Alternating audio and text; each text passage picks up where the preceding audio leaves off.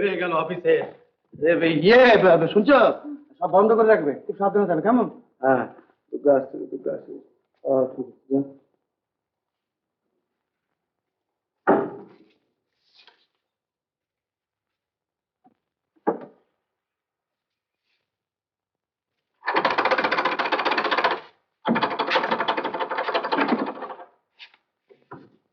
ঠিক আছে। নস্যি টিভিটা দাওনি?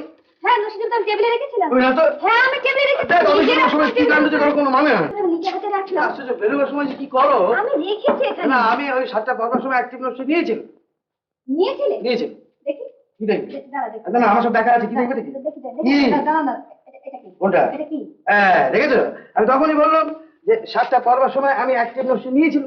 বাবা, এই ভুলো মনে তুমি যে কি করে সাহেবদের অফিসে চাকরি করো এটা আমি বুঝি না। আর বেটা ফিলিং কিনে বললাম আমি করবো না, আজই চাকরি ছেড়ে দিই। এই এক কথা তুমি রোজই বলছো। কি বললে? বলছি এক কথা তুমি রোজই বলছো। দেখি, শুয়ে পড়লে তুমি অফিস যাবে না?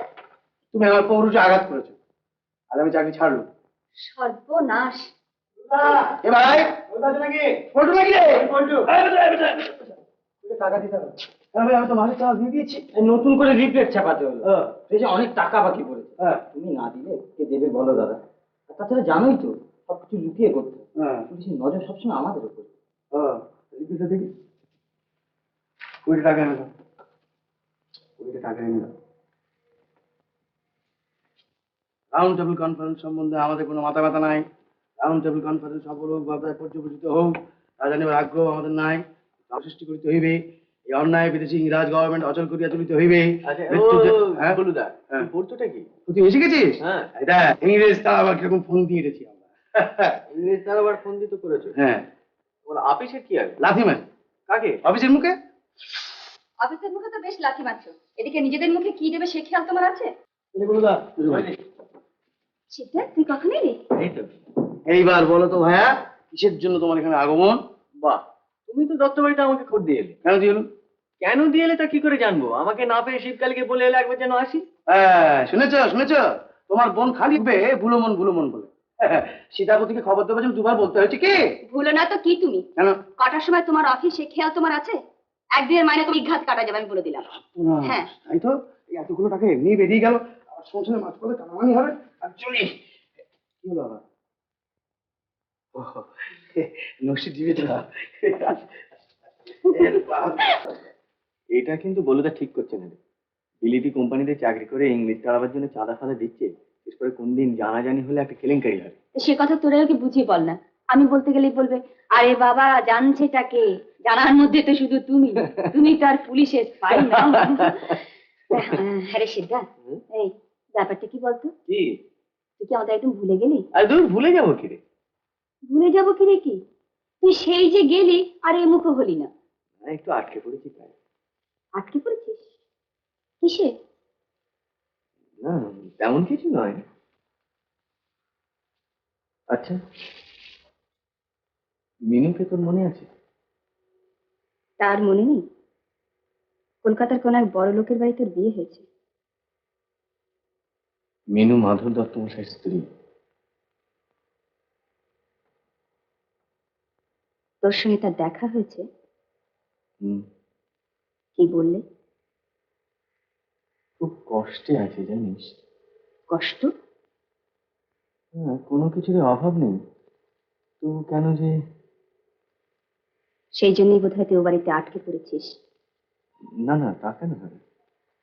যাকে ওসব কথা ছেড়ে দে। না, কেন ছেড়ে দেবো?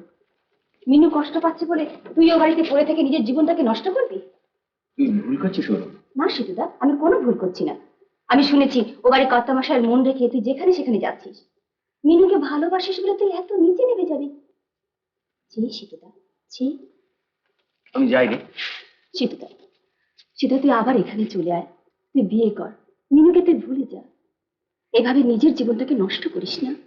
আজ একটু কাজ আছে রে, আজ আমি যাই। এখন কিচ্ছু দিতে পারবো না, পরে খবর দেবো। যা যা যা যা যা, সাত সকালে যত ঝামেলা বাড়াতে এসছে। যা তুই চলে যা। রাম বাবু। কে কাজলি? হ্যাঁ, তোমার ঘোড়ার ব্যাপারটা হলো নাকি? আগে এবার হবে। কেন? দানা পানি ঠিক মিলছে না। আরে বাবা, ওরা বিলিতি জাত, কম খাওয়াদের একটু অভ্যেস, বুঝলি? যা এখন যা, পরে খবর দেবো। আধা মাস হয়ে গেল, এখানে তলও মিললো না। আরে মিলবে বাবা, মিলবে। এই যে স্বদেশী বাবুরা সাহেব ঠেঙানো যেদিন কমাবে সেদিন থেকেই মিলবে। চারদিক থেকে একেবারে দেশ স্বাধীন করার উচ্ছ্বাস এসে গেছে, আর আদায়পত্র সব লাটে উঠেছে। যাক, বিরক্ত করছো, যা তো, আমি পরে খবর দেবো, যা। দেশে টাকা না পাঠালে সবাই না খেয়ে মরবে সরকার বাবু। বাবু, এই কথাগুলো ওই স্বদেশী বাবুদের একটু দয়া করে বুঝিয়ে বলো। ফ্যাট করে সে আমার হাতে চলে যা, বলেছি। বিষ্ণু বাবা হলো সামনে চলে যা। হলো।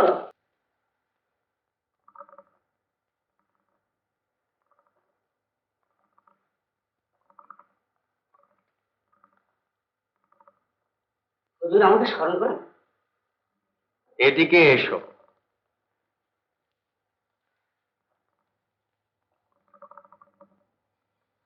বলে জমি জিরেত কিছু বানিয়েছো? আগে হুজুর যা মাইনে পাই তাতে। তাহলে শুধু দালান কোটায় তুলেছো, কি বলো? কই না তো হুজুর, তাহলে তুমি কি করছো? হ্যাঁ, আগে সরকারের কাজই তো করছি। তবে লোকজনেরা মাইনে পায় না কেন? হ্যাঁ, পরিস্থিতি খুবই গোলমেলে। এই চারদিকে সাহেব তারান আন্দোলন চলছে, আর ওই যে স্বদেশী বাবুরা তারা ব্যাপারীদের ভাঙচি দিচ্ছে, তাই তো তারা আদায় দিচ্ছে না। তা তোমার ওই স্বদেশী বাবুদের জন্য কি ঠুঁটো জগন্নাথ হয়ে বসে থাকবে বলতে চাও? না, এই তো উকিল বাবুদের আমি সব বলেছি হুজুর। কি ব্যবস্থা নিয়েছেন? মামলা রুজু করে দিয়েছি। তার মানে সেই এখন বছরের পর বছর, হ্যাঁ? তাতে চলবেই, তবে আপনি দেখবেন ওই জেরবার করে ছাড়বো। এদিকে আমার যে সব জেরবার হয়ে গেল। সে যতই কালো হোক আমার ভালো লেগেছে, ও সে যতই কালো হোক আমার ভালো লেগেছে।